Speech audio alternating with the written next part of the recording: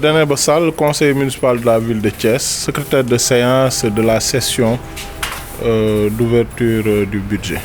Aujourd'hui, le maire a encore renvoyé la session parce que vous n'avez pas atteint le quorum. Est-ce que vous pouvez revenir très rapidement sur la situation de la ville de Thiès? Ce n'est pas une première à la ville de Thiès, mais comme l'a si bien dit le maire Talla Sylla, il a fait le choix de mener le combat pour la ponctualité, le respect de l'institution, le respect des électeurs et le respect des populations thiessoises. Quand il s'est agi de devenir conseiller municipal, beaucoup se sont battus, en sont venus aux mains, sont même allés faire des sacrifices au niveau de certains marabouts. Mais aujourd'hui qu'ils sont élus, la vérité est que sur les 80 conseillers qui devaient être là, 23 seulement ont assisté à la séance. C'est une manque de responsabilité notoire de la part de beaucoup d'élus qui aujourd'hui ont fait le choix de respecter les mots d'ordre de sabotage donnés par les maires de communes et par certains responsables du parti Rewmi. C'est ça la vérité. Maintenant, c'est une responsabilité personnelle de tout un chacun de venir assister à la réunion du conseil. L'essentiel est que le maire était là, les élus qui respectent les populations thiessoises étaient là. Et il faut aussi noter que c'est la session la plus importante de l'institution. Le vote du budget, l'examen et le vote du budget, l'ouverture de la session budgétaire. Parce que c'est à l'ouverture et pendant la séance budgétaire, la session budgétaire, que nous discutons du curage des caniveaux, de l'extension du réseau d'éclairage public, de l'extension du réseau d'eau, des actions sociales à mener à Thiès, des infrastructures qu'il faut construire et tout simplement du quotidien des Thiessois. Mais quelqu'un qui a fait le choix de trahir les populations thiessoises en ne venant pas aux réunions du conseil municipal ne mérite même pas d'être élu. En réalité, c'est un manque de courage et une lâcheté de certains élus de la ville de Thiès. Mais aussi profiter de l'occasion pour demander aux élus de Benno Bokk Yakaar de venir. Moi, je salue la démarche de Maïmouna Sow, Maïmouna Sène par exemple, la démarche de Seynabou Ndiéguène qui vient parfois assister, et la démarche de Mass Dieng et d'autres élus de Benno Bokk Yakaar. Mais il faudrait que les autres viennent. Babacar Ndiaye est là tout le temps et beaucoup d'autres. Mais il y en a qui doivent venir aux réunions du conseil municipal parce que l'opposition réunie, ceux qui n'étaient pas de la coalition And Defar Thiès réunis, font 23 dans le conseil municipal. Si les autres boycottent, l'essentiel est qu'ils viennent assister aux réunions. Aujourd'hui, nous étions convaincus qu'il n'y aurait pas quorum parce que depuis quelques jours, à chaque fois qu'il s'agit de faire du sabotage, par exemple de saboter la dénomination de la salle de délibération à Ngiran Ndiaye, les élus, beaucoup d'élus de Rewmi sont là, ils viennent assister pour bloquer, pour ne pas permettre aux maires d'être aux côtés des populations thiessoises. Mais s'il s'agit de défendre les populations, s'il s'agit de faire de telle sorte que les caniveaux soient curés, s'il s'agit de faire de telle sorte que le réseau électrique soit accessible à tous les Thiessois, s'il s'agit d'aider les handicapés, les malvoyants et autres, les élus ne viennent pas. Les élus, beaucoup d'élus de Rewmi ne viennent pas. Ils font du sabotage. Maintenant, il faut profiter de l'occasion pour interpeller les populations thiessoises, leur demander de prendre acte et demain d'élire ceux qu'il faut élire, d'élire les bonnes personnes qui seront à même de les défendre. Ce sabotage ne va pas entraîner un blocage pour le fonctionnement? Pas du tout. Aujourd'hui, il fallait avoir 41 conseillers pour l'ouverture de la session budgétaire. Le quorum n'a pas été atteint. Le maire a reconvoqué pour jeudi. Jeudi, il suffira d'avoir 20 conseillers présents pour aller vers la séance, pour ouvrir la session budgétaire. Et même s'il n'y a pas 20 conseillers qui viennent, cela ne peut pas bloquer le fonctionnement de l'institution municipale. Même pour le vote du budget, s'ils ne viennent pas, s'ils sabotent ou s'ils votent pour que le budget ne passe pas, ils ne peuvent pas bloquer le conseil, ils ne peuvent pas bloquer le fonctionnement de la ville de Thiès. Ils ne pourront pas le faire. Le maire apparaît à toutes les éventualités. Il a déjà tout préparé. Lui, il est du côté des populations de Thiès. Eux, aujourd'hui, ce sont les ennemis, les adversaires de la population thiessoise. Il nous faut, nous qui sommes du côté des populations, de les combattre, de les dénoncer et de faire de telle sorte que demain, qu'ils ne reviennent pas en tant qu'élus au niveau de l'institution municipale. On ne peut pas ne pas respecter une institution qui, de par le passé, a été dirigée par feu Léopold Sédar Senghor, premier président de la République du Sénégal, Ousmane Ngom, que tout le monde connaît, et bien d'autres qui sont passés par là. Mais aujourd'hui, la vérité, il faut dire que le niveau du conseil de ville de Thiès est très bas. Parce que sur la liste de And Defar Thiès, ils nous ont amené des personnes qui ne valent absolument rien du tout, qui ne sont pas connues dans leur quartier, qui n'ont aucune expérience de la gestion municipale et qui privilégient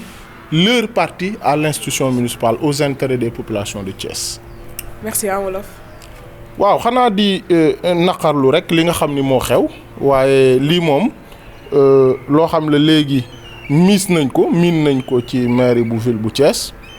heure bu maire Talla Sylla wootee rek Pape Diop, Lamine Diallo, Alioune Sow en tant que maire woo seen yenn conseil yi nga xam ni mën nañ leen a tënk ne leen bu leen dem wala bu ngeen demee na ngeen yàq waaye li am solo mooy li maire Talla Sylla wax moom dafa décider xeexal population wu Thiès yi xeexal électeur Thiès yi xeex pour ñu respecter institution municipale bi xeex pour que conseillers yi nga xam ne bi ñu bëggee falu ñenn ñi xeex nañ ci ñenn ñi xuloo ci ñenn ñi tuurante ci ay bët ñenn ñi tuurante ci ay deret ba yegg si fii sur 400 000 Thiessois ñu fal ci 80 moom mu xeex ba conseillers yooyu di ñëw heure 10 heures la daan convoqué léegi conseillers yi ñaan ko mu yóbbu ko ba 11 heures heure bu 11 heures et quart jotee mu def lu appel bu quorum bi amee mu def réunion bi bu quorum bi amul mu bañ ko def bërki démb rek Thiès Est dañuy woote am problème mu quorum di ko falsifier ba sous-préfet ba jóg ne leen ni ngeen compter baaxul compter waat leen mais fii moom du def loolu bu quorum amul day tas réunion bi l'essentiel mooy que li am solo mooy population Thiès bi ñu gisal seen bopp doxalin bi ñenn ñi ñu fal am respecté wuñu leen faale wuñu leen ay mot d'ordre ñenn ci seeni parti la ñuy suivre ay mot d'ordre ay nit yoo xam ni population bi dañ leen a vomir ba pare la ñuy suivre te tey conseil municipal bi ñu wootee muy ouverture session budgétaire c'est que ñi ci ñëwul bëgguñu Thiès xam nga loo xam ni dañu ko wootee pour que caniveau yi ñu war a curer ñu curer leen balaa inondation yi di sonal Thiès loo xam ni dañu ko wootee pour fi nga xam ni amul courant ci Thiès ñu fexe ba courant bi yegg fa loo xam ni dañu ko wootee pour fi amul ndox ci Thiès ñu fexe ba ndox mi yegg fa ñu woote waale conseil municipal pour que ouverture session pour action sociale maanaam ndimbal gi maire war a indil jigéen ñi ak population Thiès yi mu indil leen ko loo xam ne dañu ko woote pour mën a voter waale ci cadre CMU bi li nga xam ne dañu koy cotiser population Thiès yi pour ñu inscrire ci mutuelle de santé yi loo xam ne dañu ko voter pour sportif yi pour ñi nga xam ni acteurs culturels yi ñu woote ko yow nga boytu côté ko parce que Pape Diop maire wala Alioune Sow maire wala Lamine Diallo maire wala ñi nekk seen ginnaaw ñoom ñoo la ni bul dem teew ci ba tax ñëwoo yow mérité woo nekk conseil municipal mérité woo salle de délibération bële nga xam ni démb dañu ko doon tuddee Ngiraan Njaay ñenn ñi ñëw def blocage parce que dafa am ñu nekk ci ginnaaw di leen ko sant kuy def loolu mérité woo nekk conseil municipal bu Thiès mais population yi nañu jël seen responsabilité bu ëllëgee bu ñuy fal ñu xool ñi ñuy fal ñu xool li si xool bu baax ñan nit ñoo ci ne parce que dëgg gi mooy conseil municipal bu Thiès bii moom équipe bii moom la vérité mooy dafa am conseiller yu tekkiwul dara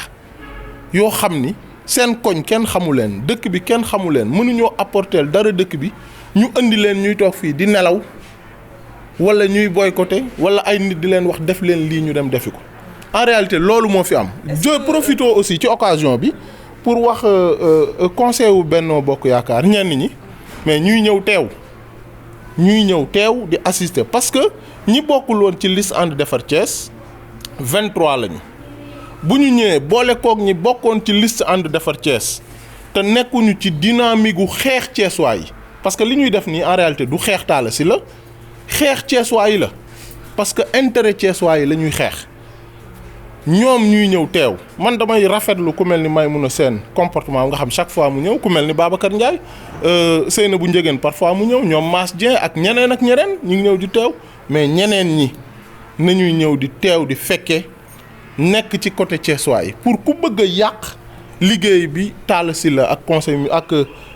Talla Sylla di liggéeyal Thiès ñoom ñu taxaw ci sa kanam wan ko ni lii ngay def du fi mën a jàll. Est-ce que sabotage bi ñuy def mënul dem ba entraîner blocage bon fonctionnement institution. mënu ci yàq dara xam nga 80 conseillers lañu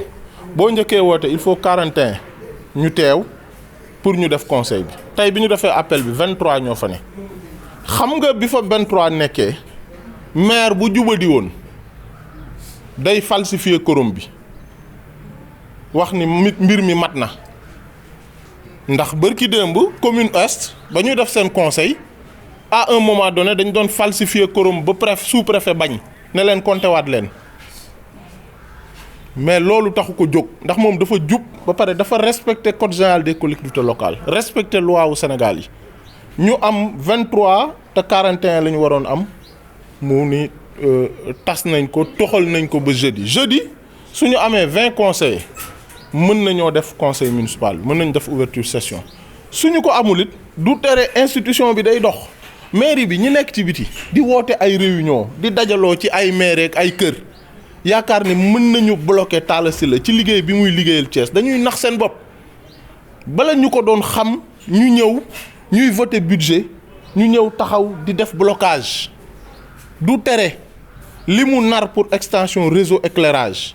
li mu nar pour am 16 kilomètres de route te état du Sénégal di ko ci jàppale li mu nar pour marché aux poissons ñu tabax ko fii Thiès li mu nar pour acteurs culturels yi milieu sport bi maanaam fexe ba stade Maniang Soumaré baaxaat ba pare ñuy jox subvention les clubs civils li mu nar ci wàllu jigéen ñi fexe ba ci CMU bi ñu inscrire leen ci mutuelle de santé yi li mu nar ci dëkk bi ñoom mënuñu ko koo teree def te mënuñu ko bloquer ku leen di dugalal seen bopp que mën nañu bloquer Talla Sylla ak mairie bi ci liggéey bi ñuy def dañuy nax seen bopp. ku am courage da ngay ñëw li ngay wax nga waxe ko ci kanamu nit ñi ba pare li ñuy décrier ci mairie ville te dara du ci dëgg lii xew ci seen mairie yi moo gën a garaaw fuuf te benn bu ñu ci wax mën na leen a wàcce ñoom ñetti maire yëpp nag laay wax Alioune Sow Pape Diop Lamine Diallo barki démb rek la Alioune Sow convoqué conseil municipal vote du budget nga xam ne documents yi da nga ko war a jox conseil yi 15 jours avant mu convoqué samedi pour tey joxe documents yi le mercredi maanaam 4 jours avant ñun ñu bind sous-préfet moo tax foofu aussi dañuy saluer doxalinu sous-préfet wax ko ni ko na annuler réunion bi toxal ko parce que nekkul ci dëgg nekkul ci yoon genre Alioune Sow ñooñu ñooy ñëw ci mairie de ville di rëy làmmiñ di sonal nit ñi naan respecté wuñu texte yeeg yooyu te ñoom ñoo koy njëkk a jalgati